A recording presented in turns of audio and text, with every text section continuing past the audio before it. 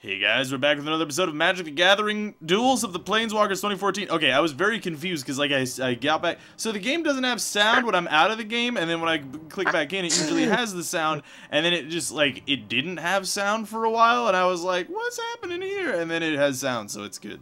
Hey, it's not even 2014. Yeah, I know. It's the 2015. Did I say 2014? Yeah, you said 2014, but it's actually hilarious. 2016 according to your files on your channel. So Is it really? I thought you'd been writing 2016 on the titles for a while. No, that's actually hilarious if that's true. I'm pretty sure you have been. Maybe you know what? Maybe I changed. Yeah, I did. Yeah, I remember. I think I made that a joke a long time ago and then Just forgot left it. it was a joke. Yeah. Yeah. But hey, you know, I'm ahead of the curve. You know, next year when they come out with the new one, I'll have it ready to go. The thing that worries me a little bit though is that you're getting like tag search results for something that isn't actually correct. So like it's kind of one of those things that YouTube frowns upon. So yeah. But see, I didn't know. I forgot until just now. I know, so. but they don't care if you know at all. That's a good point. Yeah. That's Like, they'll fuck you over for shit you didn't even do. Well, I mean, really, this game, it can be played in 2016, so I don't think there's anything wrong with that, you know, inherently. No, once it's 2016, this game does not work anymore. Really? You pay $25. Oh, I see. No, I don't. That's not true. The guy emailed me, by the way. I still haven't emailed him back because I'm an asshole. Nothing to say. I mean, we're just in a holding pattern right now. So yeah, to those who are wondering what the fuck we're talking about, we're trying to get Bear and Green back into the series at some point soon. And I'm thinking in the next 2 weeks, hopefully, but there's also the inbuilt issue of having them also make decks and play the game long enough that they have cards to build decks with, so it's not quite as simple as just, here's the game, play with us. Like, there's other stuff too, so yeah. And then we also have to get them to play it as well, which is... Right, and then there's the whole lining up time scheduling thing, which is just a goddamn nightmare for everything and everyone. Yeah. The more people, too, the more complicated it gets. Coordinating 4 people is surprisingly difficult at times. Yeah, you would think that it wasn't, but it is. Well, I don't especially think you would think that it wasn't, to be honest, but it is. Everybody wants to do streams all the time, usually, so it's like, I don't know, if you have free time, I'll just be streaming. Why would I want to come on and do this stupid Magic game with you guys and talk about bullshit? Right. Also, everybody wants to rule the world. I don't know if you're aware of that. But, yeah, no, Tears for Fears taught me to be afraid of tears. Yeah, you should be, because they're for fears. They're not for good things. Yeah, they're not for good things. I know that. They're for fears. So I follow, you ever see that YouTube channel, How To Basic? Yeah, maybe. What do they do again? It's like a joke how-to channel. Like, it's like a joke DIY channel. You know what? I think I just know of it, but I don't think I watched it. It's actually really funny. It's like how to do this thing, and he'll just like smash shit and then crack eggs in it. And oh, I saw him build a computer, and he just like filled it with soil and kept putting eggs in it and hitting it with a hammer. Yep. Yeah, that's. I thought that was really dumb. Actually, I didn't get what the point was. That's, you know, I think it's like, it was probably initially a joke for like a one-off video, and then he kept making it, and people kept watching it. So. Yeah, it frustrates me sometimes when I like work really hard on stuff, and then people just do bullshit, and it gets so many fucking views. Yeah, no, I know what you mean. Like the waffle falling over. Yeah. You know, I actually looked into the waffle falling over, and that guy's channel is a bunch of stuff falling over, so he really tried to capitalize on the falling over trend on YouTube.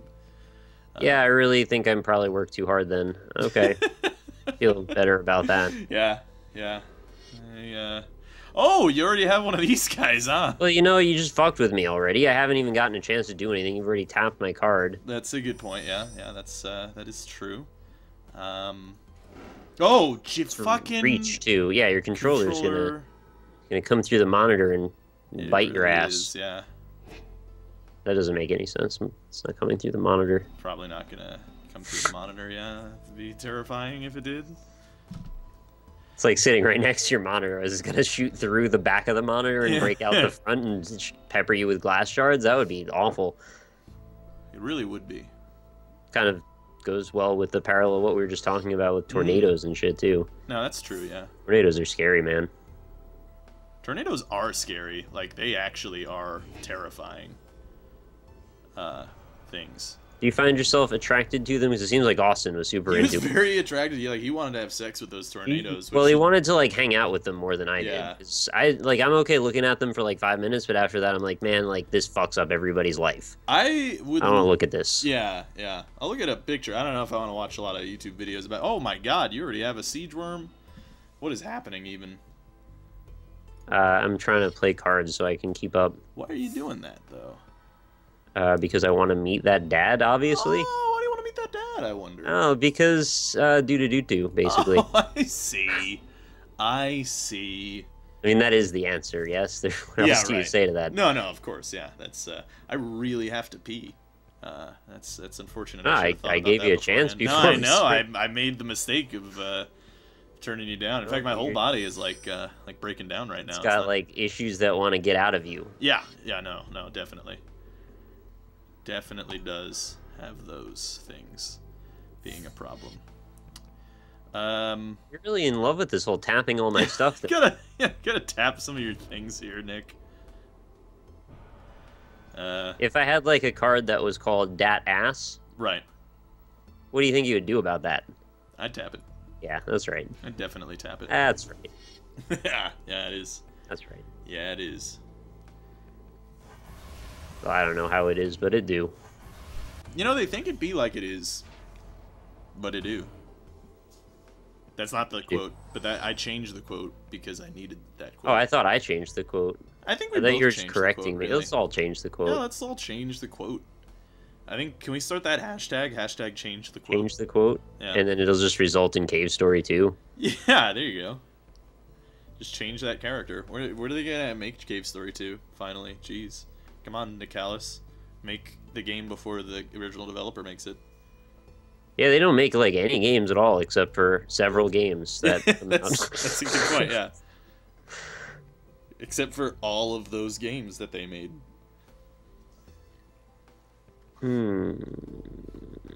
Sounds to me like you're making decisions. No, I was just pooping. That's all. Oh! I'm done now. Oh. You were right, I was making decisions. Oh, no! He's monster. What does that do? Oh, you can kill a flying creature, right? Yeah, okay. Something like that, yeah. Okay, yeah, that's, right. So you're just gonna probably tap that again, right? I don't know. Maybe he'll just steal it. Maybe he'll steal it and hit me with it. That'd be nice. I'll just steal it. I'd like that. I have another one of those, I don't have any lands It's like, steal it. Yeah. Now, here's my question. Does that have... Bite my butthole. He does not. That is good. I'm happy about that. You have less creatures now. I'm okay. That's true, yeah, I know. It's perfectly reasonable. Is my worm ever untap, or is this just, like, kind of stuck this way now? I think next turn it untaps. Your next turn. Why did it tap? Was that from your frost links? Yeah, it links the frost. Links it? Yeah, it links them.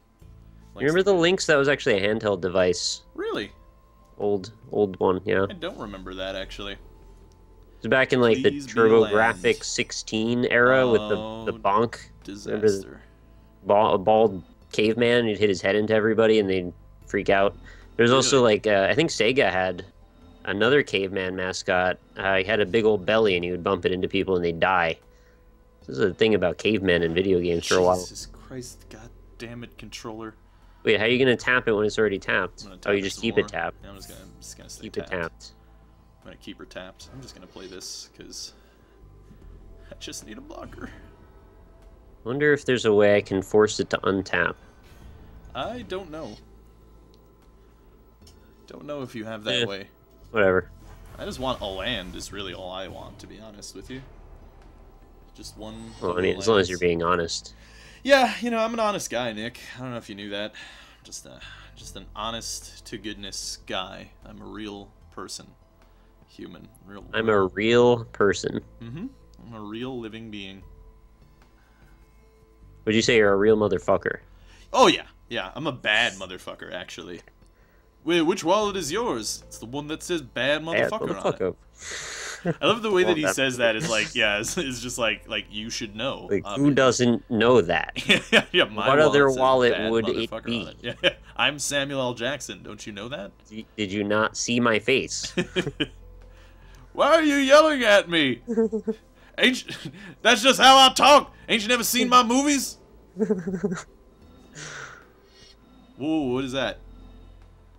Oh, hello. Oh, lordy. Oh, that's not good.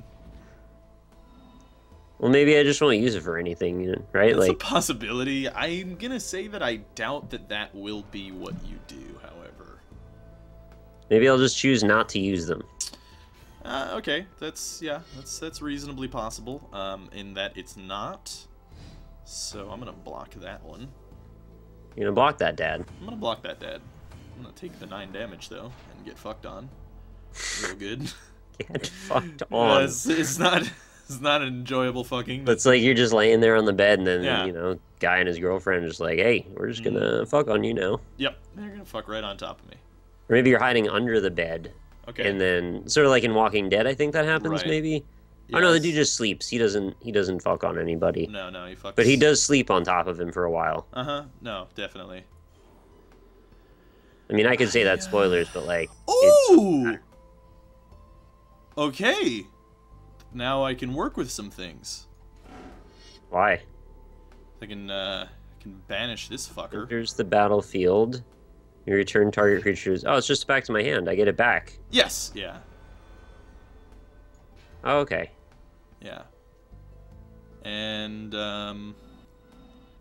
does this matter? I think this is still better. Better than what? My butt. Oh. Okay.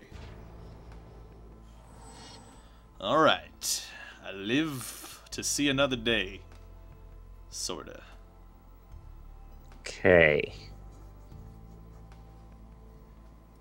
I'm gonna play this card again. Okay, that's reasonable. Not terribly surprised you would play that card again. I'm not terribly surprised. I'm gonna test the waters here, and I'm gonna see if you get another creature on your next turn, and I'm gonna let this go. Alright. Just make note of the fact that I'm not tapped out and I have 4 cards in my hand. That's, yep, okay. It's true. This is the delicate part of the game. This is like, this is dirty business, is what this is. This is dirty business. This business that we're involved in right now is a dirty transaction. It's a dirty, dirty, dirty transaction. You got a dollar bill, you rubbed it in some mud and dirt, Mm-hmm. and now we're just kind of like toying around with it a little. What's up with this? You're gonna tap. How many? This is like the 5th fucking Frostlings. Yeah, that one is actually a cloned Frostling. No more Frostlings cats for you. No. You've had too many today. I need to cut you off. Frosty and they're Lynxy. They're I don't like it. They're too frosty for me. They're making me salty. That's fair, yeah. That's totally Frost equals salt. fair. Mm-hmm. You got some frosty links there. Is this really how this is going down? That's unfortunately how this deck plays. Because, like, I don't get to untap this by the time you're going to attack me again. And that's how I block your flyer. Mm-hmm. So if I can't kill your flyer right now, I just die. Mm. What a stupid way for that to go down. Yeah. That's so anticlimactic. I wish I had some healing going on. Mm-hmm. Wish I had a beast also that I could put plus tokens on. Still rather close either way.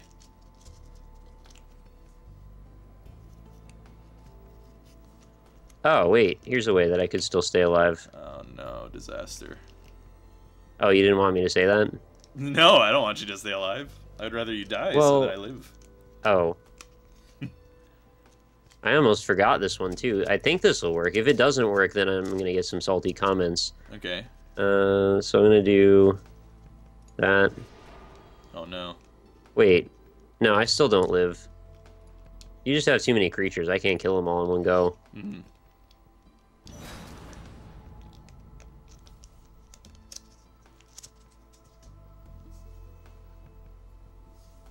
I'm not going to say anything because I really hope you don't figure out a way to kill me.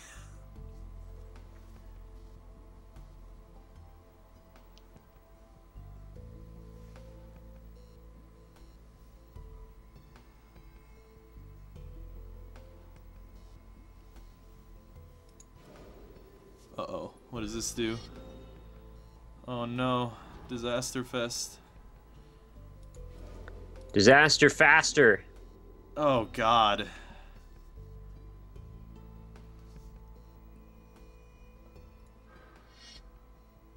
Okay, so he's got 11 health. Yeah, alright. Oh, you ran out of time? Are you shitting my balls? That is so Are you shitting my balls stupid. into my mind? That is actually maybe the dumbest thing I've ever witnessed in my life. Well, okay, in fairness though, like, you were dead either way, so it's not... What were you gonna do when I attacked you with that 11? Well, I only had to block it with one thing, and I could kill the other thing since it didn't have trample. Okay, so I mean, that's... yeah, I would have lived with, like, a low amount of health, and then attacked you with enough, like, so that you just don't have enough blockers, essentially.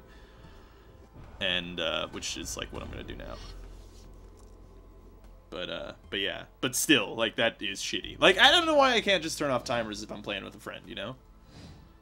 We have said that a few times, yeah. Yeah. It's kind of dumb. Although, at the same time, me tapping all your creatures forever is also, I'm sure, kind of dumb. Yeah, I gotta tell our magic guy, just get rid of all the lynxes. No more frostlynxes, no more lava ogres, or whatever the hell. Giants, lava ogre mage giants. And also get rid of the timer entirely. Yeah. No more timer for anything. And Vizcopa Guild Mage. No more him. No, that's okay. We can keep him. Yeah. What is happening? I think I'm stuck. Like it. You can't press go? It's gonna run out of time anyway. I'm hitting block and it's just not responding, so... Oh. Yeah. I guess your it timer crashed. ran out and nothing happened. What? Thanks, Magic. What is even going on, actually? Well, alright. It's conflict resolution the magic way. This is called apathy. This is a vision of apathy for you. This is a close game, though. Like, if the time didn't run out, I would be at, like, what, like 3 health or 2 health or something? That's the hope, anyway. Yeah, I would have been at 2 health, and then you would have died with, like... I think actually, I would have lost 2 creatures, so you would have actually had exactly 0 health. So... But he also brought out the 6/6 that turn, so... Yeah, but you would still, have had another blocker. It's still rather close. I mean, you had 0 health while I had 2 to end the game. So, like... I'm just trying to think back to where my fatal mistake was, and it's like, I think I was trying to play as proactively as possible. Yeah, I don't know if you ever actually made any specific mistakes. I just happened to get the right things. I'm gonna hear that I did soon, so... I think maybe the only thing that maybe... Like, what other card did you have in your hand? I have a doubling season, but since I didn't ever get a beast out, it didn't matter. Yeah, I don't see how... Unless would have been a waste of land. Token. Put a +1/+1. Okay, so you could have... So, well... No, yeah. I mean, no, I needed a beast for that to matter. Yeah. Yeah, no, I don't see how it would have... Like, I don't think you could have done anything else. Because, like, the only thing otherwise that you could have done is you could have monstrified that dude, and that would have also just killed my flyer, but that doesn't really help you either, so... Unless that untaps him. I don't think it untaps him. If it did, then that would be my mistake for sure, That would but I didn't think it mistake. did. Change a bigger threat, make a monstrous play, just remember that once gonna get monstrify again. Okay, no, it doesn't look like it untaps him, so yeah, that's it. And we are eternally locked in Mortal Kombat, in which we're just stuck here. What's the new Mortal Kombat? When does that come out? Do you know? Probably soon, actually. They were teasing it at the past couple of game conventions, weren't they? So.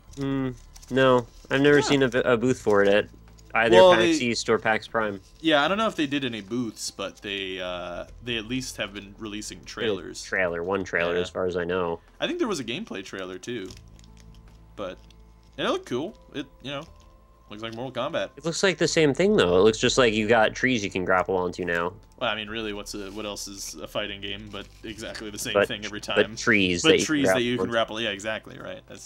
That's what essential conceit of fighting games. Yeah, pretty much that. Yeah, I still want. There was this game, Nick, that I still want, and I still remember it because I was super hyped about it. But it never came out. It got canceled while it was in development. But it was a fighting game, that was in the Marvel universe, and you could play as essentially like any of the Avengers characters, pretty much. and this was like back in like 05, 06 or something. And there's still, I think if you search Marvel fighting game, you can find the video of it. But essentially what it was, you know, you had 3-directional movement, and the whole world was destructible. So you could be like the Hulk and like grab a guy and then like toss him into City Hall, and then he like break down some of the pillars of City Hall, and the Hulk could jump in and smash out one of the columns, and the building could fall down, and like, you know, Thor could like burn up the buildings and shit. And it looked pretty, it seemed cool. I mean, the gameplay video that they showed was super duper early, but conceptually, it is the kind of fighting game that I want, really. When you say 3-dimensional movement or 3-directional movement, you mean left, right, up, or is this like an isometric thing? No, yeah, like left, like it's like it's a fighting game on a 3D plane instead of a 2D plane. You know what I mean? Oh, okay. It's just like Marvel vs. Capcom 3. It's just a hybridized. No. Background. No. It's like, I mean, you're moving around in 3 dimensions, but it's a fighting game. But it's not like Tekken,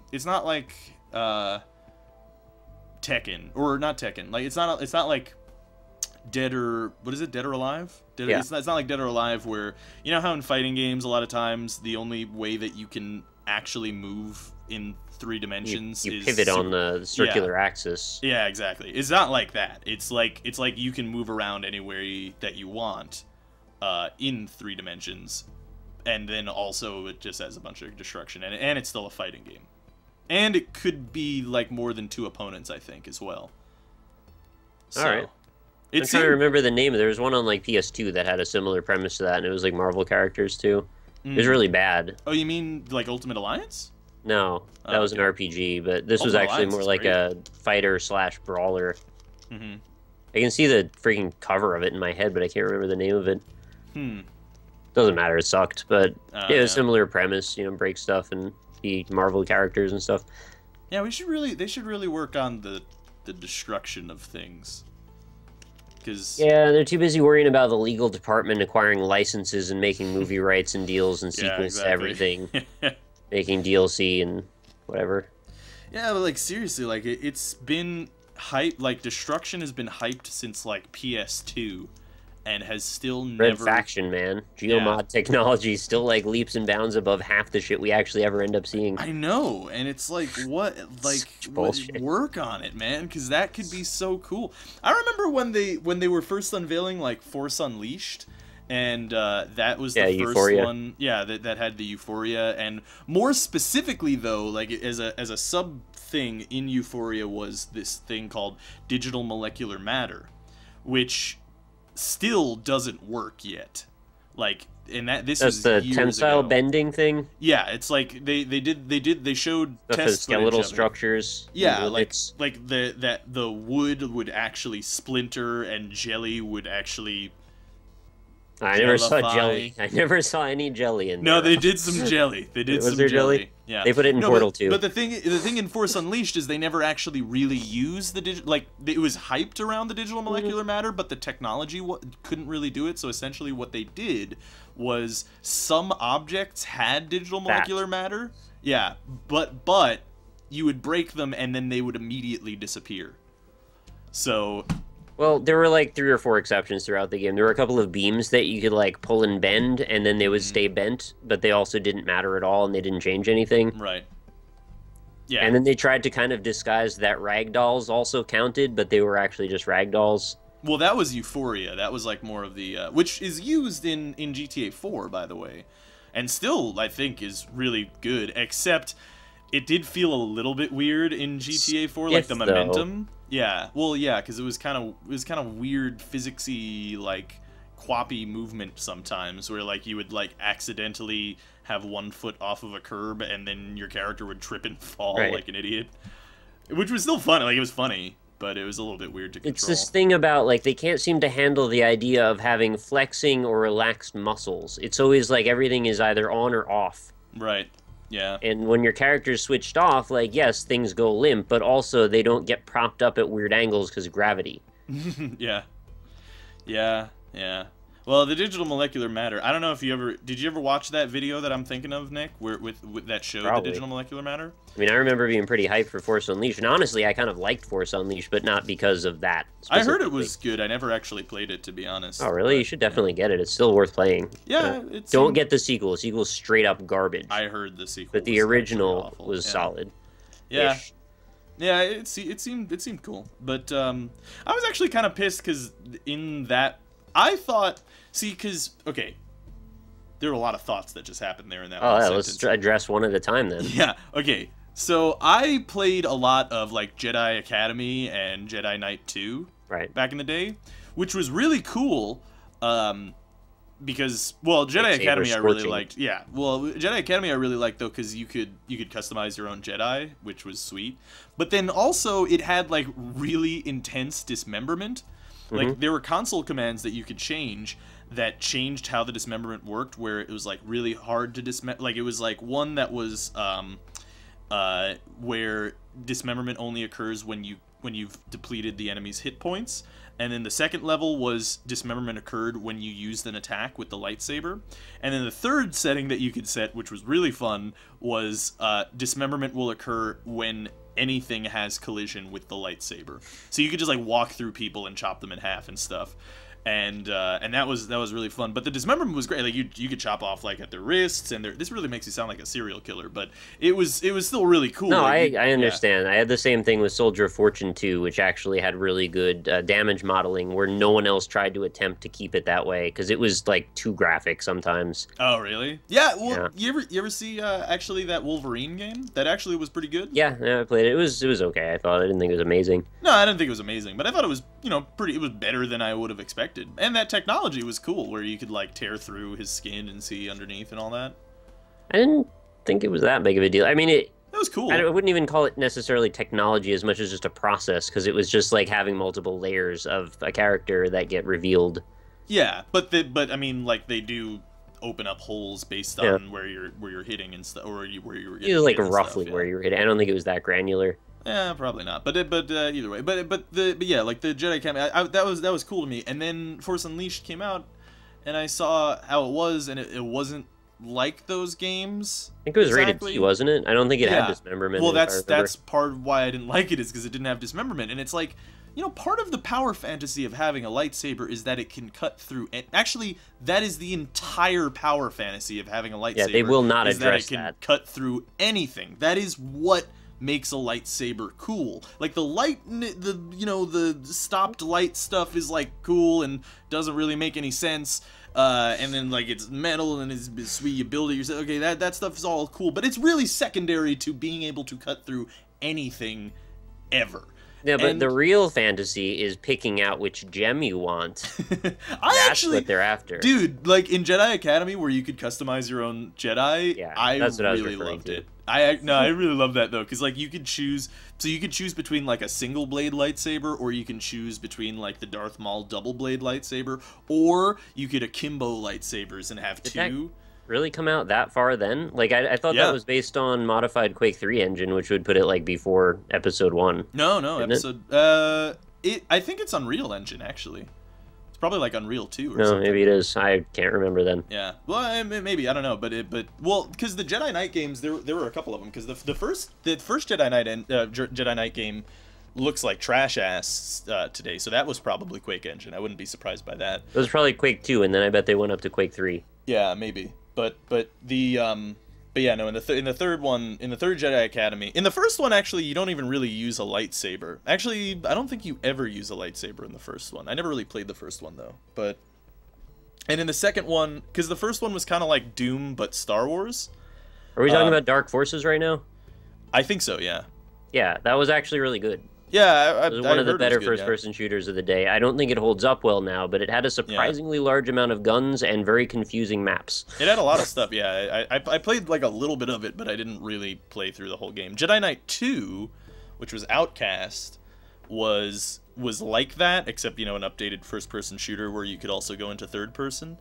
And you started off, because you're playing as this guy named Kyle Katarn, right? And that's who you played as in the first game. And he's kind of like at first, at the beginning of the game, you're like shooting your laser blaster and all the other Why did I think his name was Dash Rendar? Is that somebody else? Maybe. There's a lot of stuff in the extended universe, but yeah, like so you're playing as Kyle Katarn. Dash. Oh, he's probably from Shadows of the Empire or something. Dash Rendar, a smuggler and free side, everyone has a good Corellian family. What is he in?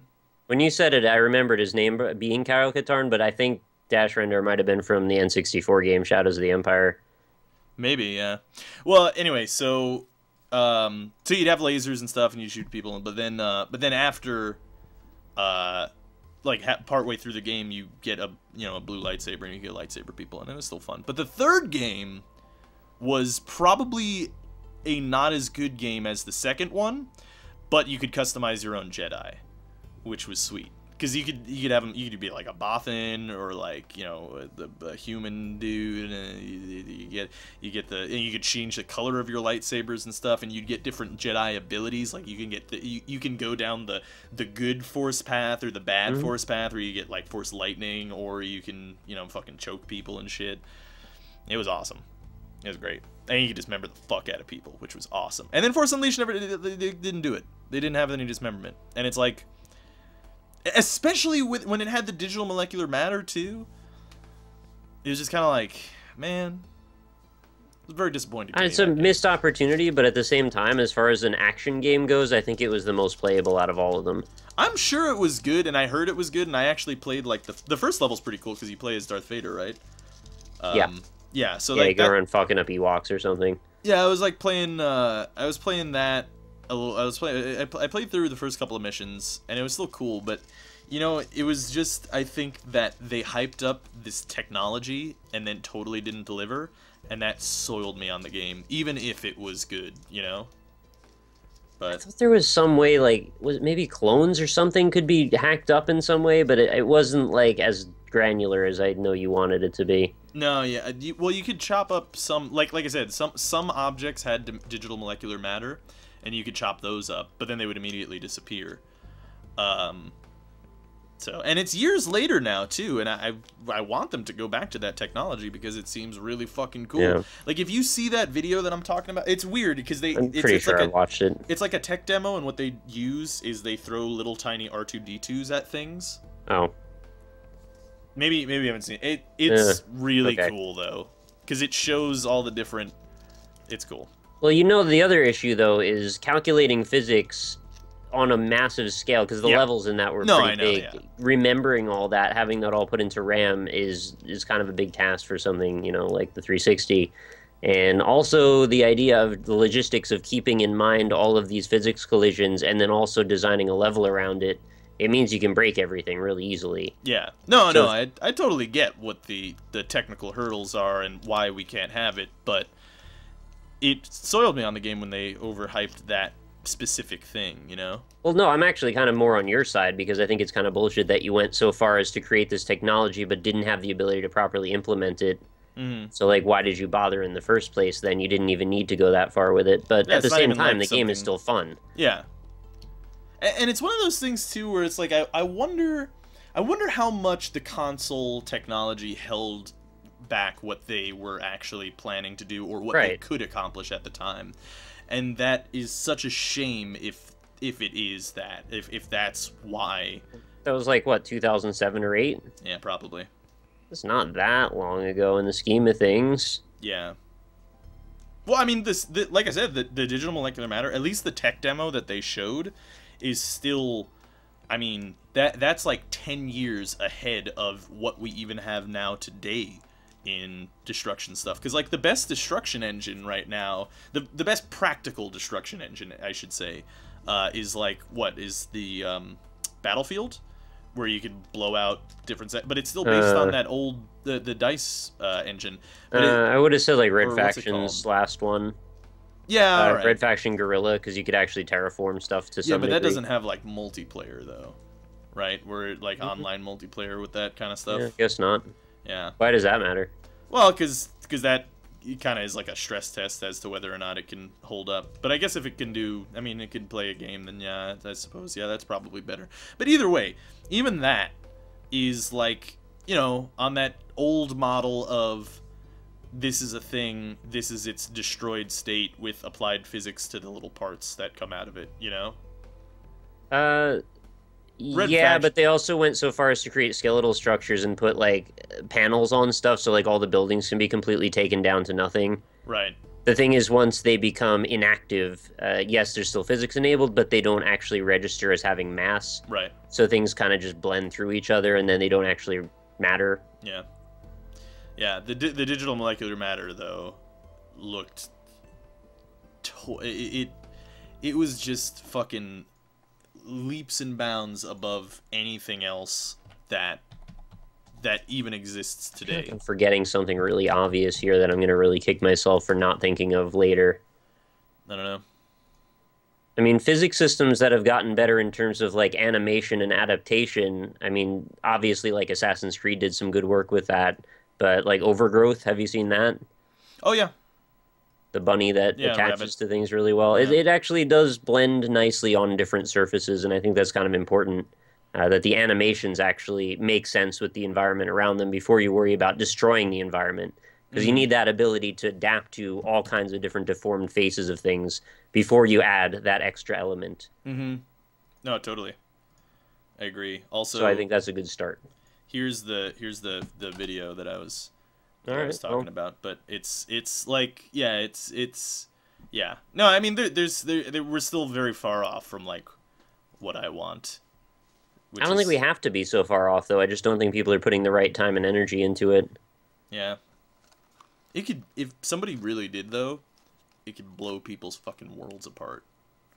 By the way, if you're watching on my end, they're showing off what destruction normally is, which is like hand animation that applies physics to objects. And so that's the first part. What's the payoff, though, for a developer to spend all that time developing that engine to then put it in a game where it'll be like, oh, cool, and then we move on?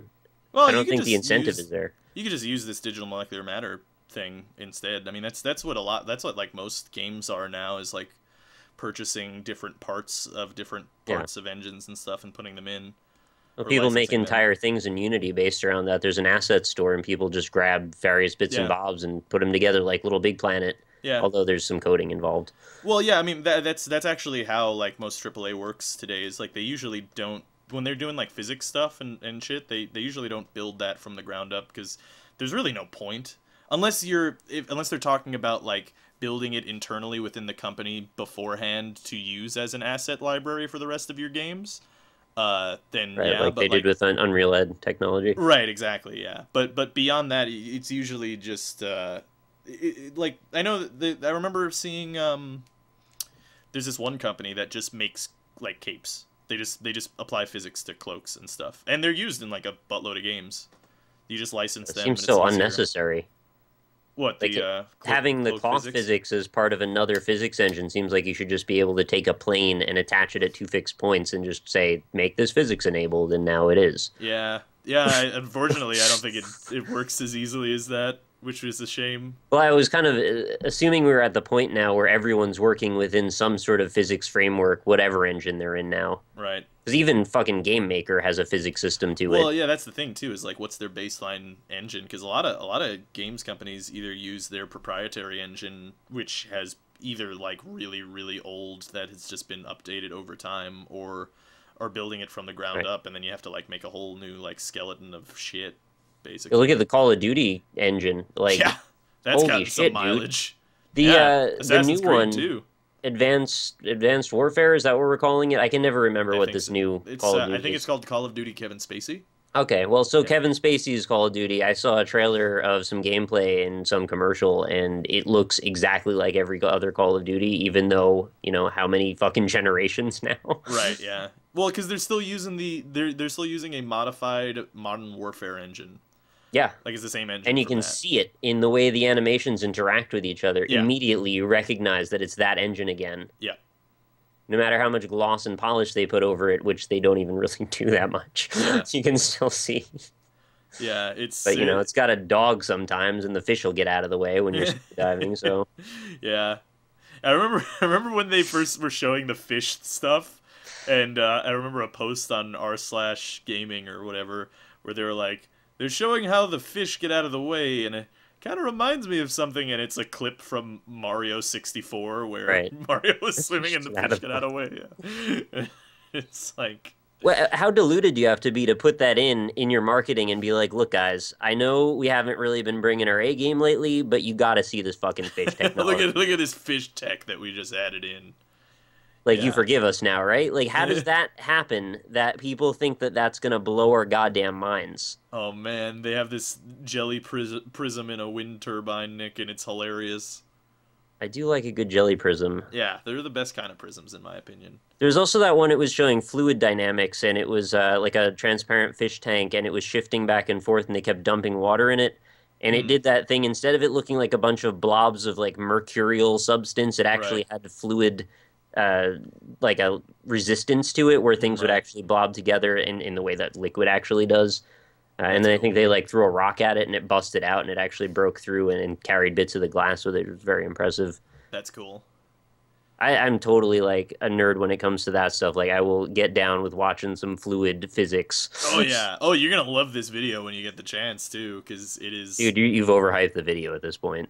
It's really cool. I mean, I've probably seen stuff better than this because it came out like 5 years ago. You know what is like? Well, maybe, but also kind of probably not because. Dude, I watch benchmark videos all the time for hardware. I'm pretty sure. This is like, especially the part that I'm showing right now, which is the house being destroyed, is just like no game has done it like that yet, or nothing has done it like that yet. It's so fucking ridiculous.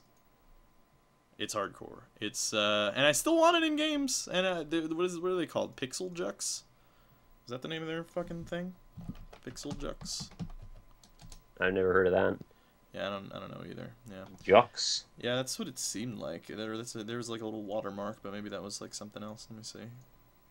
It's really in like super low resolution too, because it was like, when did this video even come out? 2011. And that probably is like a redo of the other stuff. So. Did you ever play Battlefield Bad Company when you could like saw down all the trees with the machine guns and stuff? Yeah. It's like such a superficial touch in the scheme of things, but just having that one thing makes it feel like you have some physics in your game all of a sudden. And it adds so much, like having that kind of destruction is totally superficial, but it also adds a great deal of immersion. Because it kind of makes you feel like the world... Like, I remember back in the day, actually, when I was super excited for Modern Warfare 1 because the bullet impacts on the walls looked so fucking cool. Sure. Compared to, like, all the other stuff. And, you know, that, like, adds to... I remember when Modern Warfare came out and people were just like, oh, the game's so realistic, oh, realism, oh, so realism. Like, I don't think that's what war is like. I don't think I'm that's gonna be that realism. guy and say that whenever you say realism, you should be saying naturalism. Right. Yeah. Exactly. No, that's what I'm saying. Is like they said they overhyped this realism as like a buzzword, and it's like that's not like realism. It looks cool, and there is visible indication that you are affecting the world, and the world is reacting. And I like that. That's really good. You know, it adds to immersion, but it's not like realism. You know. But sometimes, like, with the destruction, I just can't wait till we get to a place in video games where every game has, like, totally realistic physics and destruction type of stuff, but also just, like, totally realistic. Because even in Battlefield, it's, like, over-destructive. Like, you can shoot a bunch of bullets at a wall, and then, like, if the wall's hit points go low enough, even with your bullets, it'll just, like, explode. And it's like, I don't think walls do that. Yeah, no, the reason I stopped you before is just because, like, it's a syntax thing or a polemic thing in a way, but, like, calling it realism, it refers to the realistic point in art, in naturalism is the thing you're trying to describe. Right. Okay, yeah. It's an art movement. It's not realistic is not a thing, the way that you're saying. But colloquially, it doesn't fucking matter. I'm just saying it because people say it all the time, and I remember because of art school. Yeah, all right, fair enough, yeah. No, I totally, Yeah, and everybody was saying about the realism, and I hated that idea too. But yeah, I don't know. It's just and you got stuff like Arma, which is like people geek out about like bullet drop and physics, and it's like it really doesn't have much. Yeah, I did not understand the degree with which people were freaking out about Arma. I mean, I didn't see it. It's got that, you know, it like makes people feel like it's real, which everybody's been trying to do that for a while. Like they made that one propaganda game, the America's Army free-to-play game. You remember that back in the day? Yeah, I do. Yeah, that one was like the same thing. Like we used real ballistics, so and the game was really like war, and it seemed like it was like really more like war because it was like a first-person shooter sorta. I mean, it was, but then also it was extremely slow-paced and just for me incredibly boring. Well, that's what I got out of Arma. It was basically walk around in these really kind of outdoor, huge, kind of blurry areas where you just get killed in one shot and you never saw what got you. Yeah. And then respawn 100 miles away and take a fucking helicopter back. Yeah, right. Yeah, exactly. Like, I'm not making any progress. I'm not really doing anything meaningful. And you're never going to be able to replicate the actual distance of being in an outdoor environment that way until we can eliminate anti-aliasing or reduce the aliasing to a degree with which I can see detail at that range. Right, yeah, exactly. But we still have these blurry-ass, creepy trees with, like, planes plastered all over them that they're supposed to look like leaves and foliage, and it doesn't. I think that's the funniest thing to me in video games today is, like, we have all this, like, cool physics stuff and all this other shit, but if you walk up to a bush, it's like, it's like three 2D... like planes, intersecting planes stuck together so you can see it from different sides, and it still looks so funny. It's literally one step better than Doom. No, they had one-dimensional planes that would follow you in a circle. Now we at least fix them in direction and have multiple ones. Yeah. I actually really like. I know how games have been going back to, or indie games have been going back a lot to like the Super Nintendo 32-bit era. Well, that's 16 art style. Well, yeah, 16-bit like style of art, which still looks great, and I love it. And I want games to revisit that like early 3D Doom like stuff because I actually think that still looks really cool, like the 2D. Check out Rogue Shooter. I think I know what you're talking about, actually. It's a roguelike Doom-style game with, like, infinite weapons. Yeah, okay, yeah, I think I know what you're talking about. Was it called Rogue Shooter? Rogue Shooter. Let me see, I'm gonna... It's, like, exactly the style that you're describing. It sort of looks like Duke Nukem 3D style. Yeah. Or original Doom. Like, and that's oh, yeah, I've played this, yeah. I know what you're talking about. Hey, fun fact, when I went to Google image search for Rogue Shooter, on the second row is Rogue Shooter Indie Impressions. Oh, cool. Yeah, but no, I've played this too. But that one, I remember also, so what I really like about the indie games that go back to that art style is that a lot of times they just expand upon it because, you know, the tech back then could only create that, and it was like the, you know, necessity is the mother of invention. You're talking about like a beautiful art style, right? From having to do that. But mechanically, the indie games today don't have to be bound by those limitations. The Shovel Knight conundrum, where they've taken a concept and added infinitely upon it and made it more playable with the ethos of that style artistically. Exactly. And what I think Rogue Shooter kind of really stuck to the crappy Doom completely mechanics. Stayed completely with it. I totally agree with you on that. It just has more options in terms of like weaponry, but that's about it. Yeah, exactly. I would love to see in that aesthetic, but with modern gameplay mechanics, or not even mechanics, but like, you know. Well, it could be mechanics too. Yeah, mechanics too. Yeah, I mean, like being able to aim completely is also pretty Digital nice. Molecular matter wouldn't hurt. Well, that would be pretty cool too. Yeah. Well, you add in some voxels. You have Voxelstein 3D. Yeah, we certainly haven't had enough voxel games. There aren't enough of those. That came out way more cynical than I intended it to, but no, Voxelstein 3D was actually pretty damn cool. Yeah, it's a cool idea. I mean, it's just they remade Wolfenstein in voxels, and you could literally destroy anything. The only problem is that there was no physics attached to it. Yeah. Well, they didn't like remake Wolfenstein. It was just like a weird level that didn't exist in anywhere, and you just kind of walk around in it. Yeah. I just remember the where you're in the jail cell and you take the knife. Yeah, you got to take it and poke it through the bar. Yeah, cut individual things. And then you find a box and like, but there's also a secret too where you could like poke through a certain wall and find a dude in there. Oh, really? That's funny. Yeah, yeah, like stuff like that. Like if they could do that same aesthetic and then also with, especially if they do it with voxels and somehow apply physics to it to make semi-realistic destruction, or voxelistic destruction. I don't know about voxels. It's like it really dictates the aesthetic of the game once you get into voxels, and it's going to start looking like a lot of other games very quickly. Yeah. I think voxels, though, are at the place of, like, the Nintendo Entertainment System, you know? And, like, maybe 10 years from now, voxels are going to look like Super Nintendo of voxels, if that metaphor I get what you mean, sense. yeah. Yeah. Because it's, like, super obviously voxels when you see a voxel game, you know? And I think it'll always still be super obviously voxels, but, like, not super obviously voxely mechanics. Because I feel like when people make voxel games, they tend to play around what voxels have to be, I guess. Well, the thing is that particular, like, every tool has marks, and that tool in particular has very obvious marks in that, by definition, the way voxels work is that they're like an analog representation of a digital point that can have predefined mass to them. It's sort of like vectors in Adobe Illustrator versus creating a hard line in Photoshop. One is actually quantized down to a point where the other one is actually free floating and can be changed.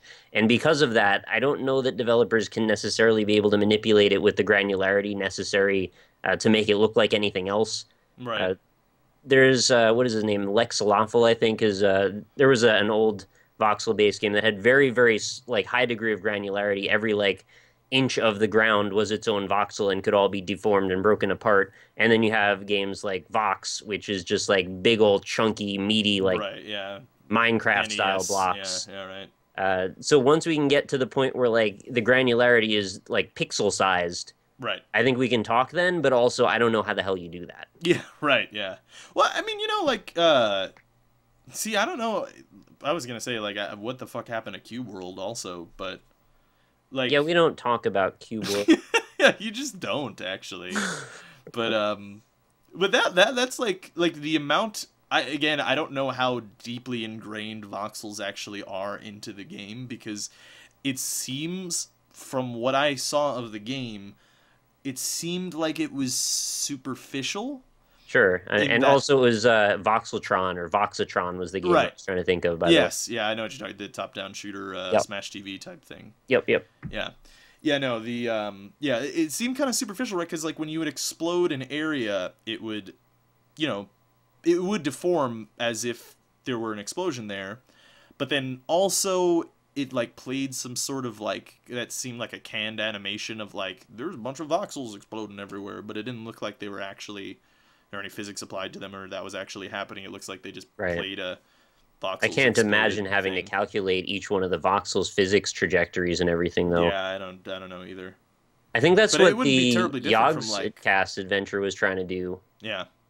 Which is probably why it failed, because it was like a small team of people who had never made a game before, and they set off to make, like, fucking Minecraft. Yeah. What did they ever do with that? Did they, like, give the money back, or... Oh, I actually stopped following the story because it was kind of weird, but I'm kind of curious to know. I'm sure the commenters will know.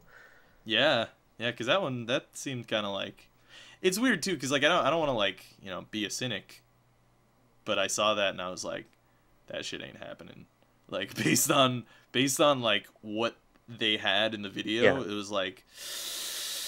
Yeah, I don't see that happening. There was an article, it might have been on Reddit, there was a developer, or maybe I saw it on Twitter, that had called exactly what happened over a year before the thing even started in production, based on what they saw their team was and their budget, and was like, just, this isn't happening the way you think it is.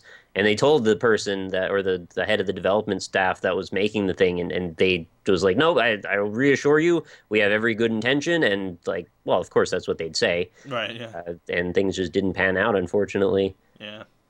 And I'm not saying that like I wanted it not to happen. Of course I want people to deliver on their promises, just like, you know, sometimes there's writings on the wall a little bit. Yeah, and I did feel like it was in that case. You can't get over-ambitious for your first real game. Like, that's crazy. Yeah.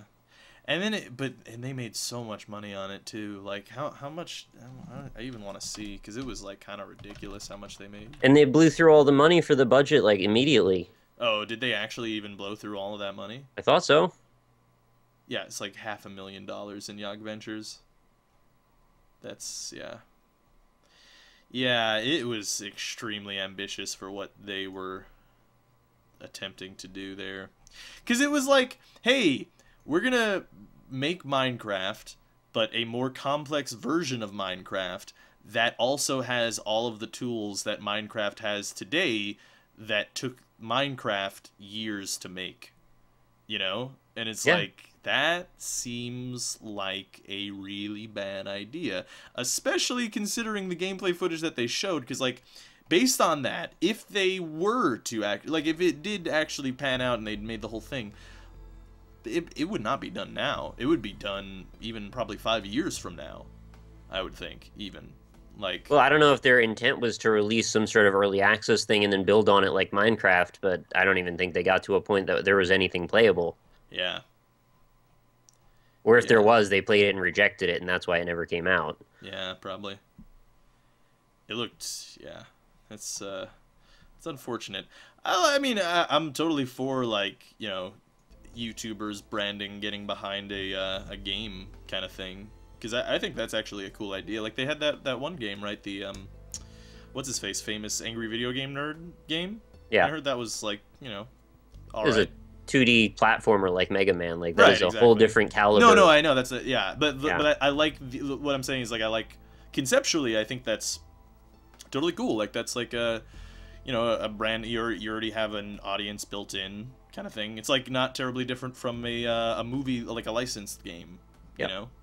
But hopefully with a more gamey, like, it's like a licensed game without the chains that are usually attached to licensed game, which is that, like, it has to fit in the universe, it has to, like, work like it does in the movies, it has to, like, you know, be approved by all the other blah blah blah blahs and stuff, like, where you could do something like the Angry Video Nerd Game was, like, you know, just some personality, but also here's a platformer, you know, or the Yacht Ventures game in theory was like, yeah, these characters can bring in an audience, an initial audience, and also it's like a crafting world type of deal, you know.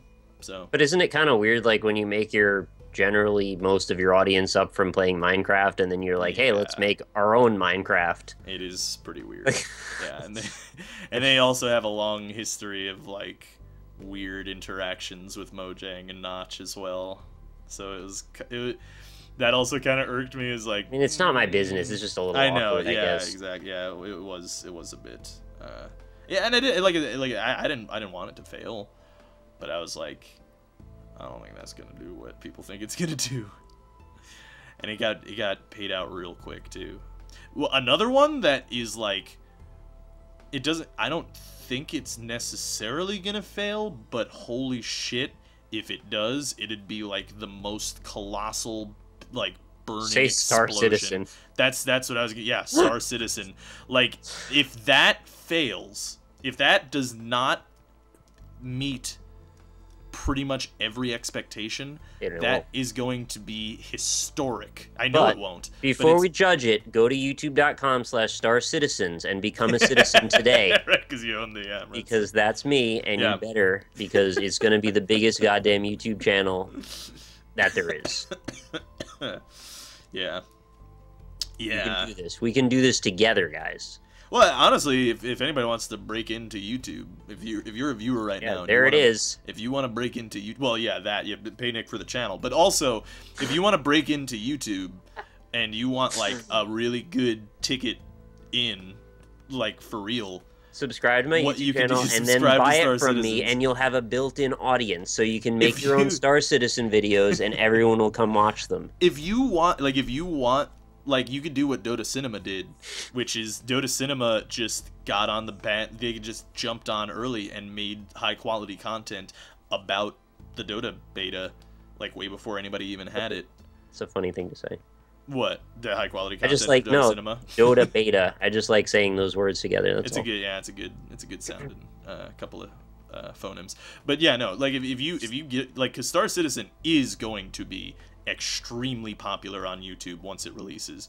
If you start up making, like, if you put in the effort and make a bunch of actual content about it, then holy shit, you're on a fast track to success. In a page with many other pages of people making Star Citizen. Yeah, but if you make, like I said, if you do like a Dota Cinema like thing where you're like bringing in like direct numbery type of, here's some cool, funny, blah blah, like everything. You need to specify. You need to go as specific as you can possibly do. You need to be like, my entire channel is based around anything has to do with this 1 square centimeter on the game world. Right, exactly. And any interactions that happen on it will be covered in the most exhaustive detail, and 1 million people will come watch you every day. And that will happen. If you want to do that, if you are willing, if you've got the passion for Star Citizen, start now. Because holy shit, that shit is going to be... 200,000 videos about the Star Cruiser Mach Z exclusively. Dude, imagine the colossal, historic, flaming ball of disastery shitstorm that could happen if that game does not meet expectations. No, I'm going to sell the channel before that. But if that happens, like, holy shit. Because, like, how much money have they made on Star Citizen? Let's do a preliminary or a good old. It's a lot, and I'm gonna qualify again that the reason that I make these jokes about starting this channel and all is because I just find it hilarious how like easy it is to jump on whatever the next big thing is, and you could see it coming from 10 miles away. So it's like, hey, let's just make jokes about it. That's all. Yeah. I want to see where's the about the game project status maybe. I know they have it on here somewhere. Last time I checked, I think it was like $20 million or something. Like something absurd. Yeah, and they were starting to monetize really silly shit like different colored chips. They still already are. Like it's like Cutlass Red package. But it's like they made so much money and they just continue to incentivize more. You can spend $135 for a red skin of your Cutlass. $135 for this fake thing in a game not yet released. It's a color. Color, yep. Yeah, it's a color. In fairness, I think that does at least also give you the ship, so it's not like you have to buy a ship and then get a color scheme. But no, it's a Nav E7 Echo, which is startlingly similar to that fake ship that you said hyperbolically earlier. so I think I said like the Star Cruiser Mach Z or something. Yeah, right. Yeah. So I mean, I know how people name starships. It's been the same for a while. Yeah. I think they might have taken it off the site. Unless I'm just looking at it in the wrong place. Well, maybe they don't want. Oh no, wait, no. I gotta go to funding goals. Yeah. Holy shit.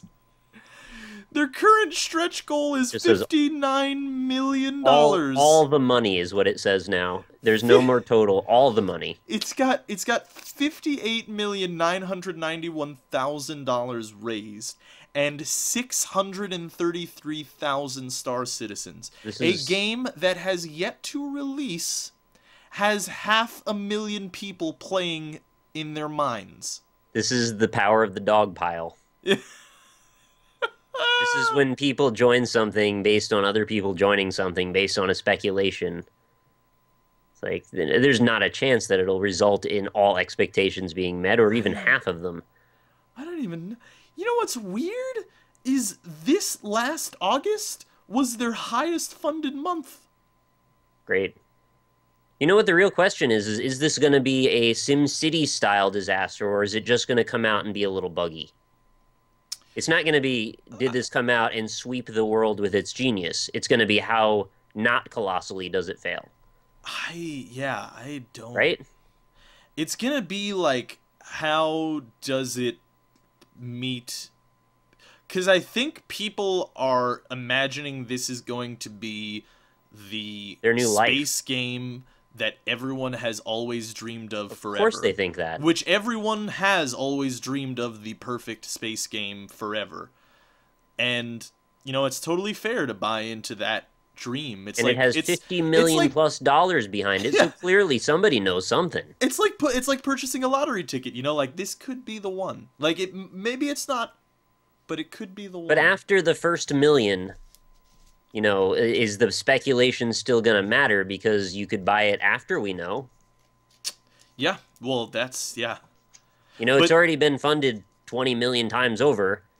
Why not just wait until we know? 59 million times over, Nick. Yeah, well, I mean, you're right. 59. But what's the advantage, right? Like, you're not getting anything more for having paid already, so they can accrue interest on your money. I don't understand also, like, what can they possibly be doing with that money? Because, like, putting it in an account and raising millions more, I hope. I mean, like, they straight up could be like, well, okay, actually, here I'm curious. What's their like legal thing? Because what are you gonna do? Because because if it's like Kickstarter, like if pledging means that it's like Kickstarter where it's like, oh, this could totally not meet expectations, like that's totally a possibility. They could just be like, we made $60 million, didn't even release a game.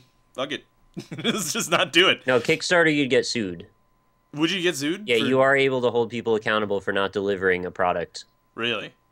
People just often don't, because who the hell, like, you paid $20 for something, you're not going to go to court over it. Okay, if that's the case, then in this event, they will absolutely be sued if they don't release it.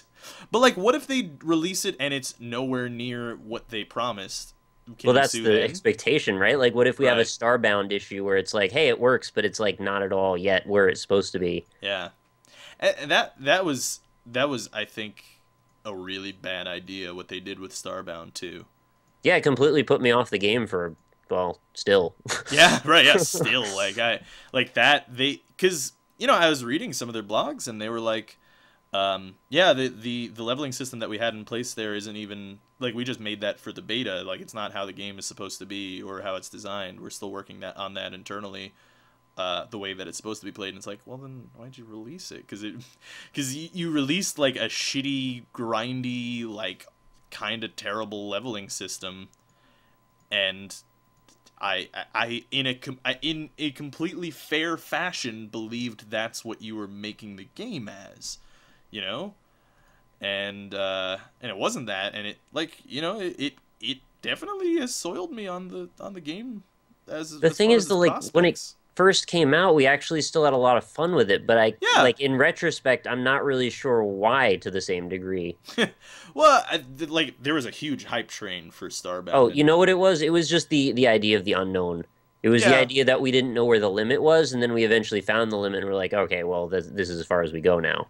Well, and not only that, like, I didn't even, like, I mean, I beat the whole progression of the game, too, but, like, I wasn't even tired of it at the end. I was, like, tired of it, like, 10% of the way through, yeah, because it was just, like, super duper grindy, and I really don't like grinding, personally. I know a lot of people really love grinding, but that's, I think it has a place sometimes. Yeah.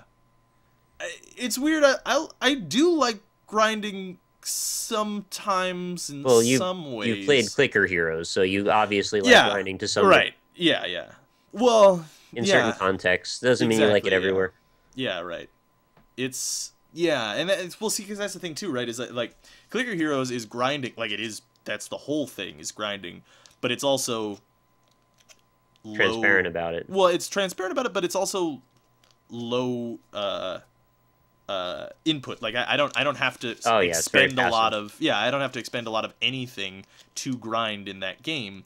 Whereas in, like, say, Starbound, you will fucking, you're going to get you go to different planets, and or like, because how I don't know how it is now, but, like, back when we first played it, you would need the materials for the thing, and you would also need the money to buy the craft, which doesn't really make any sense, but you'd have to do that. So you'd have to get out the stuff and the exploration, and that would be fun. But then they completely abandoned the rest of, like, what obviously makes the game fun, or the core principle of what makes the game fun, which is exploration and, you know, discovery and stuff, and turned it into grind these monsters who, you know, when you force me to grind these procedurally generated monsters, it takes away the mystique of them being procedurally generated and infinitely different. you know. They also weren't infinitely different. They were just like a handful of different combinations. Yeah, and they were super duper uber official. So it was like, you know, like when you force me to interact with them over and over again when they are obviously superficially different by the very definition of the word, then it kind of kills the whole core principle of the thing. And the other thing, like I was saying too, is like it was like Cookie Clicker or Clicker Heroes is like, you know, I don't have to really do anything to grind. Whereas in Starbound, I can be grinding and then I get hit by a random enemy and die, and then I've lost pretty much all my progress because everything drops. And then the second level of defeat is then they delete your save because they updated. Right. Yeah, right. And that was the other thing too. And I don't hold that against them. That's the way the process works. It's just like in terms of fatigue and creating a bad taste in your mouth, that does that. Yeah. And I won't be against Starbound. Like, I want to see it when it releases. Yeah, of course. And see what they feel like the game actually is, but I don't think we're holding a grudge because we can see that obviously there's some very good potential there, but at the same time, people who don't necessarily care may not come back. And they absolutely will. I know that they will, and that's a shame. Like that's why I said it was a bad idea, because it's sad to me, because it's like I still want that game to fulfill the promises, because the promises and the, you know, what's already there is like, oh, that can be really cool. But it wasn't there yet, and they should not have shown it off publicly like they did. Because it really... And that really comes down to the nature of like the whole early access thing, too. And whether that's a good thing or a bad thing or a... You know what that did, actually? After the whole Starbound issue is I went and started my Terraria series. Yeah. So it made me really want to play Terraria more, and then I made like 78 episodes or something of it, or 5 or something. That's pretty funny. Yeah, sounds like bones. Apparently you can throw bones in Starbound now. You can throw bones. That's the big feature? Yep, bone thrower. What was up with, like, you'd get to the bottom of a planet sometimes, there'd just be, like, nothing there, and then it didn't matter that you just got there? No, that's not sometimes. That was every time. There's nothing there, and it didn't matter. But not even, like, useful resources, just, like, nothing. Yeah. Well, actually, you could... When we were playing it, you could actually break the game because... But you go into the lava, right? And you'd not die? Well, what you would do is you would put... I think you'd put, like, dirt blocks over the lava, and, like, technically, it would still have spawned ores there. Like, it still had a chance to spawn ores there, but instead just put lava as, like, an overlay on top, and if you put dirt so you there get in the its ore place... under it. Yeah, if you put the dirt there in its place, it would still, you know, give you the ore, so... Well, that's neat. Yeah, it was a good way to like farm ore by doing it like that. That was pretty fun. But I hope you don't take anybody listening takes the way that I'm speaking about the game as like, yeah, fuck you, Starbound, because I'm being kind of cynical about it being in beta. I don't mean it that way. I'm just sort of poking fun, but it's in a lighthearted way. And it already does have a bunch of really cool things. Like I'm looking at this thing here, and apparently there's like a little mini game where you can build an arcade cabinet and play Pong. Cool. On it. That's cool. That's cool. Like all that stuff is the stuff that makes me really excited about Starbound. It's unfortunate that like the stuff that they showed is like absolutely not what I'm, you know. Yeah. And then they had that like that thing where they were like, oh yeah, there's all these procedurally generated weapons and stuff, but they like, again in the beta they totally did not show that off at all, right? Like cuz you'd have to get super high level to get even any kind of gun at all. Because it was supposed to be, like, I remember when they were hyping it, like, all the guns would be, like, Borderlands-y, and there would be, like, millions of different kinds of rocket launchers that do completely different things and stuff, and, you know, and then they also said, and there are also melee weapons, but then when we played, it was like, actually, there are only melee weapons. Yeah, I don't think I remember ever getting a gun. Yeah, you have to be really high level to get a gun. And then even then, it was just like, this shoots bullets. Or this shoots bullets slightly faster. You know, that reminded me also of, did you ever, I think I made you check this out at one point, Moonrift? Oh, yeah. Yeah, remember that game? Because it just, like, went away. Yeah, I think you told me that it went away, Yeah, I was real too. pissed about that, because I really love that game, and I was super psyched for it to come out, and the developer just kind of, like, disappeared. Yeah, that sucks because Got that game was Kickstarted pretty there. I fun. helped try to show people the Kickstarter. People donated to it or backed it, and yeah, it just didn't make anything. Yeah. Makes me feel like a real asshole for telling people to go spend money on a thing they didn't get anything out of. Well, yeah, and also the actually, this doesn't have to do with your point at all, but I was gonna say Moonrift. My checkout video, some of the footage is used in my like intro video to my channel as well. Oh, cool! So you get to see it all the time. Yeah, yeah. Which actually, I remember looking at it. It has like a ridiculous amount of views. Mm-hmm. Which is funny. Well, I'm gonna look at. I mean, the game, like, I feel like it kind of sells itself. It just now doesn't exist. Right. It can't sell at all. And the site where it was with the tech demo isn't even there anymore. I think you just let the URL lapse or something. Yeah. What a drag.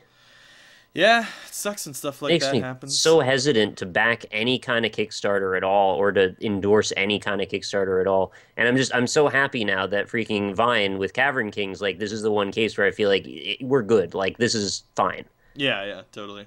I've been talking with him throughout pretty much the whole process since we started. He's been super helpful with trying to make sure, like, I have whatever I need to cover the game whenever I want. And I couldn't ask for a better setup than that. Like, yeah. I totally endorse that game. It is freaking great. And it's not like there's money changing hands here. Like, I just like the game. I want people to know about it. And he's doing his part to make it as good as possible. Mm-hmm. So that's like the up and up optimal Kickstarter situation. Yeah. So it's encouraging to know that can happen once in a while, because I seem like I get burned on them more than, it goes well. Yeah, I know what you're talking about. I'm looking at this game called King Voxel.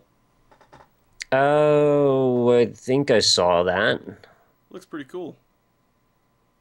Can't see it in my head at the moment, but it's like it's a voxel Zelda-like game. Well, they already made 3D Dock Game Heroes. Is basically exactly that. Yeah, I wish they made that on PC, man. Same. I would love to have played that. I didn't get a chance to play it at all. Dude, I have it on my PS3. I was gonna stream it someday. You should. I've always wanted to, like. I watched a little bit of it, and it seemed really cool. It's kind of, like, real hard, actually. Is it really? I played it just a little bit, and I got lost and confused super fast and, like, stuck in very, very early in the game. The map looked really weird, because it had, like, the voxel map or whatever, right? I didn't understand the dimensionality of it. Yeah, it's, like, cool in theory and practice, like, not so much. But I think also at the same time that was also a nod to Link to the Past, because I don't know, did you ever play Link to the Past back in the day? Of course. Yeah. And you remember the map in that, how that was, like... That was actually, like, fucking... You know what? Link to the Past still, I think, holds up graphically. I think it still looks fucking fantastic. Yeah. But people emulate that style a lot, actually. Yeah, but also, like, I remember back in the day when I first saw the opening scene of the game, where the rain is coming down. Of course. And I was like, oh my god, how can games get any better than this? This is amazing. You know why? It's because they were working to their best of their abilities at the time, not trying to... necessarily just show off. They were trying to work within the constraints of what was reasonable and give it some style and panache, and nobody does that as often as I'd like anyway. Right, yeah. And then and then the map was also like the map in Link to the Past, which probably, to any other person who plays modern video games would be like, it looks like a piece of fucking trash on a garbage asshole. Yeah, but at the time, it's a big deal. There's a huge amount of content, and then finding out that it's 2 maps. Yeah, and then the map shit. It's actually really funny. It's actually doubly funny, because when we were in Florida, me and Dennis, like, he doesn't play Zelda games, so I introduced him to Link to the Past, and he was fucking super digging it, too. And he was getting to the point where he was going to switch to the Dark World. And I was like super excited, because he's like, yeah, he's gonna be blown away. It's gonna be the whole, because he was loving it, and it was he like, pissed? He was like, he was furious. He was just like, I actually understand that. He didn't play it anymore. He after the Dark World showed up, he was like, all right, I'm done with the game. He's like, I don't want to go through a whole new map. It's like, oh man, when I was younger, I was like, holy shit, I get 2.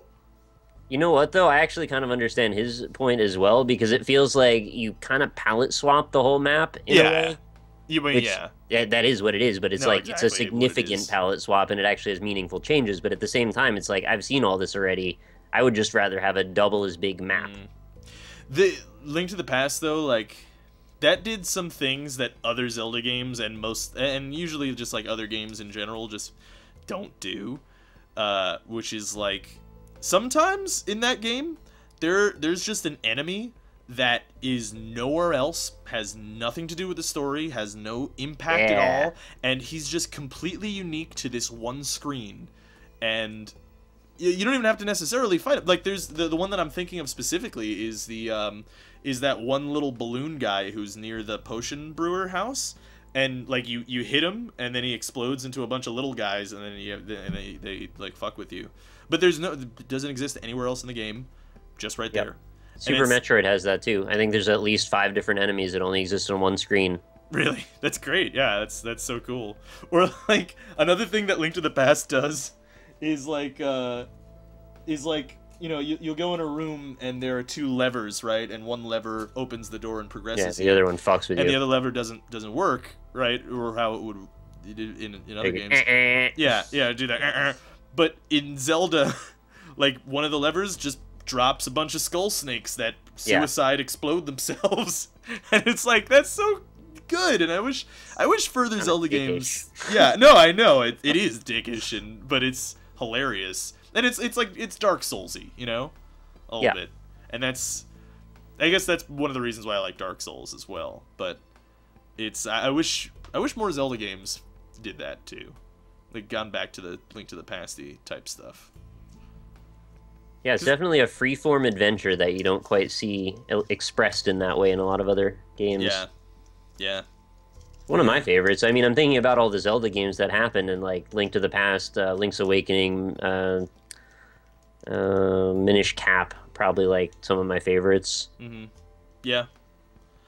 Yeah, the 2D Zeldas are actually really good. In fact, I don't know if you ever played the Phantom Hourglass on the DS, Nick? I have. I wasn't super into it. Really? I really liked it. I thought it had a really frustrating final dungeon. The whole thing about how you had to keep coming back to it. That is definitely the worst part of that game for sure, and it's very frustrating that it is a central mechanic to it, that the hub dungeon. Yeah. But the rest of the game, if you remove the Ocean Temple, is like, I thought really good. Like, I thought it was like really true to form, and also usually when they try to like co-opt the control scheme to fit Zelda, you know, where it's like bad. They do it constantly. Yeah, they do it all the time. But in Phantom Hourglass's case, I thought it actually made the game better. The control scheme. I disagree. I thought it was because like you could do that cool thing where you paint the path of the boomerang. Yeah, that's like cool. The exact thing I didn't like, actually. Really? I like that. I thought that was a cool idea because it was like sort of like you get to play Fruit Ninja in Zelda. Yeah, that doesn't sound fun to me. It's not a big deal or anything, but like in general, I wouldn't say it's the worst Zelda by any means. I mean, that certainly goes to Skyward Sword, but or the CDI games if you really want to go down that path. Or Zelda 2 if you really want to. Yeah, Zelda 2 is pretty bad. Zelda 2 is quite bad. Yeah. People like to say it's really good because it's on the NES. You should play it again. It's not good. It's bad. Well, that's just my opinion anyway. I don't know. You can like it if you like it. I don't care. It's not a good game. It's just not. It's like a bad Well, it's like a slightly below average side-scrolling platformer, and it's confused. Bad. It wants to be too many things, and I don't think it does any of them particularly well. It doesn't. Yeah, it did. It should have just wanted to be Castlevania basically, and it also wanted to be Zelda. Yeah, and there are other games that just do that specific formula a lot better, and Zelda had its own, and should have just been Zelda. And then they went back to it in Link to the Past, and that was fucking, I think that's a masterpiece. Like, Link to the Past, I think, is one of the best games ever made. Easily. For me. I don't know. I'm biased, obviously. No, I mean, I could believe that. I don't know where I would put it on my list of games, but it's probably in the top 50, I guess. Yeah. I don't know where... Not that we need to figure that out, because it's meaningless. Right, I like looking at my top Zelda games, though. Yeah, it could be fun. I'm thinking, too, of, like, Twilight Princess. Like, I really didn't like that game very much, and I was in a discussion with Austin the other day about it, and he loves it. Yeah, he loves it. I wish he was here so he could talk about it with me. I really like Twilight Princess as well, actually. You should... Did you finish it? No, I was very put off by it. I could only play about 5 or 6 hours in, and then I was just bored of it. See, that's... Okay. I watched B-Rex play it recently, too, and he didn't really enjoy it either, and I watched him play it, and where he was in the game didn't look fun either. Well, I talked to him about that, though, too, where he was still in the tutorial area. The thing about that game is by far the worst part, and I think it might be the worst of the series in this. And granted, I haven't played Skyward Sword, so maybe Skyward Sword's like way worse at this particular thing. But the tutorial for Twilight Princess is like 3 hours long or something. It's 5. It's even more. Like honestly, even the first dungeon is like kind of a tutorial. Got through the second, if not close to the third. Actually, dungeon. no. Yeah, it's beyond. It's even beyond that because the first dungeon, after the first dungeon, then you start doing the light bug shit. And that is still basically part of the tutorial, and it keeps going, and it's like shitty and shitty and shitty until you finally get all of the dark areas removed, and you get to like walk through Hyrule, and basically it turns into Ocarina of Time again. Then it's great because then you can go through all the places. But before that, it just does all this shit where it's like, hey, we have this open world for you to explore, but we're gonna fucking put a literal wall there, a literal dark magic wall there, so that you can't explore it yet. Right. And that's like totally against Zelda, right? Because the whole thing with Zelda is like, oh, I go and I talk to this character and he's like sleeping, or he's like, I want chicken, and you're like, oh, okay, that's a Zelda thing. I'll remember that if I get, for some reason, a chicken leg, 10 hours from now. And I'll be like, oh, that guy wanted. I'll go back to get the chicken guy. But the Twilight Princess is like, no, we're gonna block off that part of the game. You have to unlock the ability to think about stuff that you can unlock later. GTA 3's other island. Yeah, right. Yeah. Or islands. Yeah, and that is definitely the worst part of the game. But once you get past that, it's awesome. But I also can't reconcile not enjoying being a wolf. I just didn't like that element. Yeah, being a wolf is terrible. I don't like transforming into other characters when I like the character I play as. I just rather be me. Yeah, well, the thing is, like, I think Link is, like, the coolest Link in that game, and it's really a shame because and not so much time playing as him. Yeah, exactly, because you have to play as the fucking wolf so much. It's so annoying, because they gave Link all this cool shit, like he can do, like if you press A right after you kill a guy, he'll like flip his sword in his hand and put it into his sheath behind him and look all epic, or like, and then he gets all these different sword moves where you can like stab a guy in the ground and all this shit, and he can do all this cool stuff that he could never do in any other games. But half the game you have to play as a fucking wolf who has attack and then area attack, and it's like, why? You just made Link super badass. It's not even just that. It's all of the elements that they need to make in the world that cater to the wolf. Yeah. Like the constant like sniffing for shit and like digging under walls. I'm like, I'm just not interested in that. That doesn't sound fun to me. Yeah, I don't want to be. It's the same thing as brand chapters. A wolf. It's the brand chapters thing. Yeah, stop making me into a character I don't want to play as. Just let me play as the character I like. Yeah. Nah, I'm with you on that. But that is intrinsic to the game, and if I don't enjoy that element, obviously I can't enjoy the whole game then. No, that's fair. That's like, I think that's like a totally fair criticism of the game, but I will say beyond that, it has some of the coolest areas in Zelda and some of the most epic, if not the best boss fights in the series. Probably. I mean, honestly, I really enjoyed Wind Waker a lot. I thought that had some amazing areas too, and just really cool kind of secret hidden away stuff that you feel like you aren't supposed to see because it's super secret. Yeah, Wind Waker... I'm not saying it's perfect either, but I like it. Wind Waker, I wish was finished. That's what I wish with Wind Waker. Well, I need to play the Wii U version. Maybe that version's better. No, that's the thing, is the Wii U version. You know what's hilarious about Wind Waker?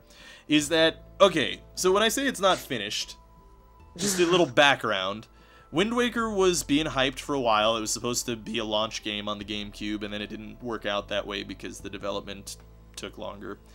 And it was like really, really, really pretty and obviously really cool. The art style was great. People were very split on the art style when it first came out, but I think looking back now, but looking back now, everybody says that it's really pretty and cute. And I agree. But it was being developed over a long period of time, and people really wanted it. So what they did is they basically rushed out the ending, and that's why there's only 2 dungeons. It was supposed to be as many dungeons as Ocarina of Time. And in fact, if you look at all the old stuff that they were talking to the press about the game, they were designing those dungeons and stuff, and then they had to rush it out, and it led to probably one of the worst fetch quests in any game at the end of the game. That completely just fucking killed the pacing and destroyed what fun the rest of the game was. There's like pieces of dungeons too, right? There's some dungeons that are just not entirely implemented. Yeah, well, some of the, like, when you get the iron boots at this like ice mountain, and you get like fire arrows at this fire mountain, and those fire wand, right? Wasn't that the one that was not finished? Maybe. Well, I know that one of the you go into a volcano at one point in the game. And that ice area. Maybe, yeah. Well, but those were both going to be entire dungeons, and you could see kind of little snippets of it when you go in there, but they ended up just not being dungeons because they didn't have enough time. They weren't dungeons. Yeah, right, exactly. So they ended up with a fetch quest at the end of the game, and they had to rush it out, and then the game came out, and then, like, whatever, right? And then Wind Waker HD was being, you know, jumped around, and people were getting pretty hyped about it, and they initially said, we're gonna fix the ending of the game because the game wasn't finished, and we know that it wasn't finished, and we're gonna fix it. And they were even saying, like, you know, more dungeons and stuff. And then that had to be rushed out too to sell more Wii U's, and they didn't finish either. Well, the system's fucking tanking. Like, they kind of needed something.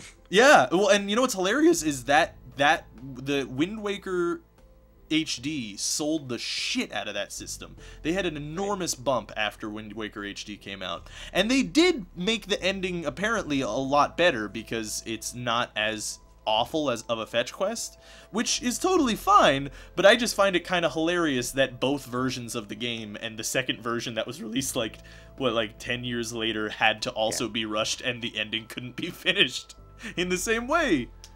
So to repeat history and all of that. Yeah, exactly. I would have loved to see what they would have come up with for new dungeons for Wind Waker. If they came out with new dungeons for Wind Waker with Wind Waker HD, I would have totally bought it, because but the asking price is $60, you know? On the digital store, did you know that? $60. I wouldn't buy it for $60. Yeah. I mean, I could play that on my Dolphin on the emulator, and I still get HD textures and HD resolution and all that. They did add some effects, I thought, too, though. They did. There's HDR lighting, which is like, yeah, that's nice, I guess. I mean, it looks though? I thought they did shader stuff with the way the cell shading worked, too. Bloom and stuff, too. Maybe. They did some stuff with Bloom, yeah. But, I don't know. They did stuff like that, and it does objectively look better on that console than it does on my Dolphin. But my Dolphin already looks better than the GameCube.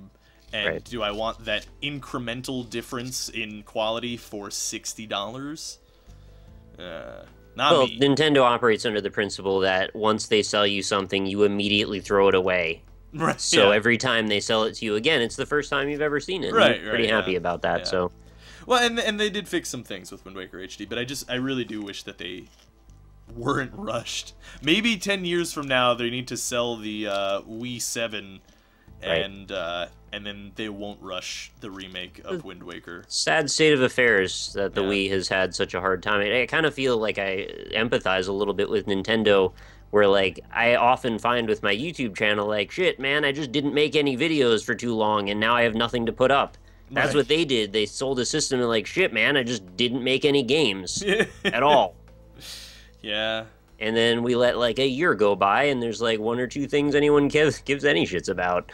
Yeah. But I think we're kind of maybe coming to the end of that drought, hopefully. I mean, Bayonetta 2 is a pretty big one, I would think. Yeah, and then whenever Smash is going to be massive for them, I'm sure. I mean, it's already massive on the 3DS, I think. Must have put all their eggs in one basket, though, right? Like, what do they have after Smash? That's the thing.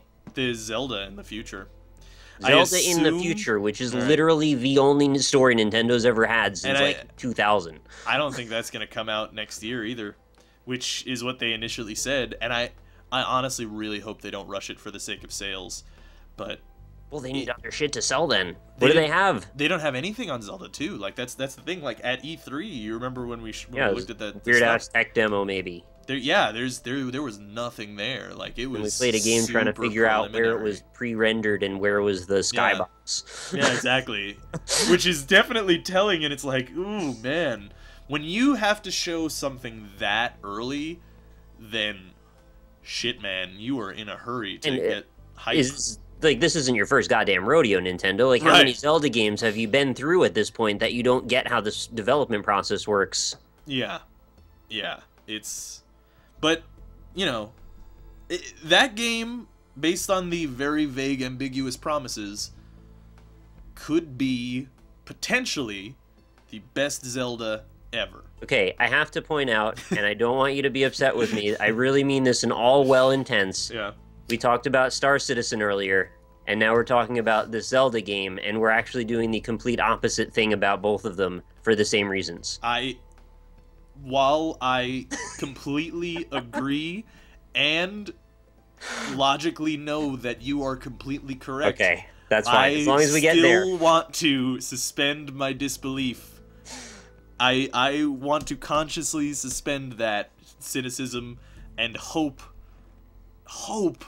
that Nintendo can recapture my heart with an amazing game. It's like a Stockholm Syndrome thing. It's like how long can we sympathize with our captors? You know, it's not even that. I think it's like more like a marriage that is really just, you know, gone down the tubes. We don't like each other anymore. We don't like watching the same shows, or just kind of like sitting on the couch angry at each other, but we're not saying anything because we don't want to fuck anything. You're hoping one day you're gonna bring home flame. Yeah, that wonderful thing. Exactly. This is our cruise down to Cancun. You know. Okay. The new Zelda game is our cruise down to Cancun. I'm gonna like propose again, and we're gonna see how it goes. Me and from Weekend there. 69 or something. It'll be right. Exactly. And then, you know, Nintendo will let me jizz all over her face, and it'll be like we're in college. We'll get hammered and do keg stands. It'll be great. And then we'll see what happens from there. But, all right. I think we should see what happens from there and take a healthy dose of critical thinking and skepticism and see where it takes us, and also wait and see for more actual information. Yep, totally. Yep. All right. Well, but this has been a very long episode, and I think it was a very enjoyable episode. We talked about a bizarrely large amount of things. Yeah. So I hope you guys enjoyed it, and I hope you can maybe leave us a comment or two, or maybe 5, because we talked about like 20 different topics. You know, to pick up on whatever you want as we talk about it, and leave a comment. If in case you watch the videos from the end to the beginning, of course. Yeah. But thank you everybody for watching. Leave a like. We appreciate both. If you want to watch both perspectives, that helps us out a bunch. If not, no harm done, I guess. We've kind of drawn our line in the sand, I think, at episode 151. I think you probably decided where you're going to watch the series by now. But in case you're just coming into this for some reason, you know, we do have these on both of our channels, and I link both perspectives in mine. So anyway, thanks everybody for listening. We'll catch you on the next one. Bye, guys. This is Alpaca Patrol signing out. Peace, fools.